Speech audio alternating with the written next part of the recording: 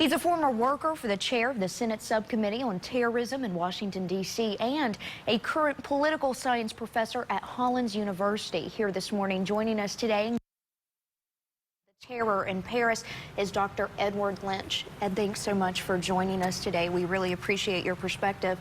Thanks for inviting me. Absolutely. Well, I think the question on everybody's mind this morning, no one's surprised that ISIS is the one behind this, but I think the large scale of attack, we are. What does this say about ISIS?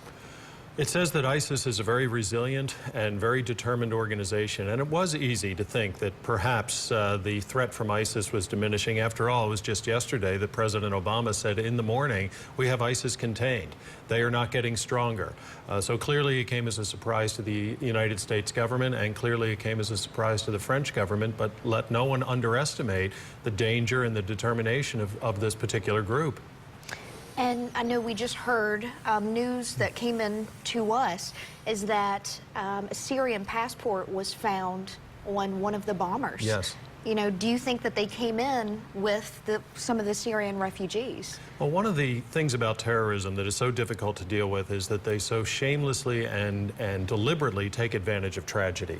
They try to cause tragedy. They also try to take advantage of it. We have a tragedy going on in Syria, and it has prompted hundreds of thousands of people to try to get out of that country and seek a better place to live in Europe.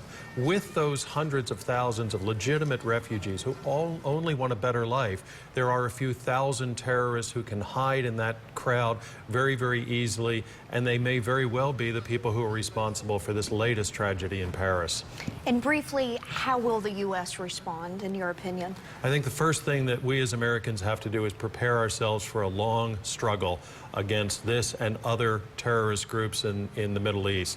What we're really fighting is a cultural war, a war in which one group does not want people to go to sporting events. They don't want them to go to the theater. They don't want them to enjoy dinner at a sidewalk cafe.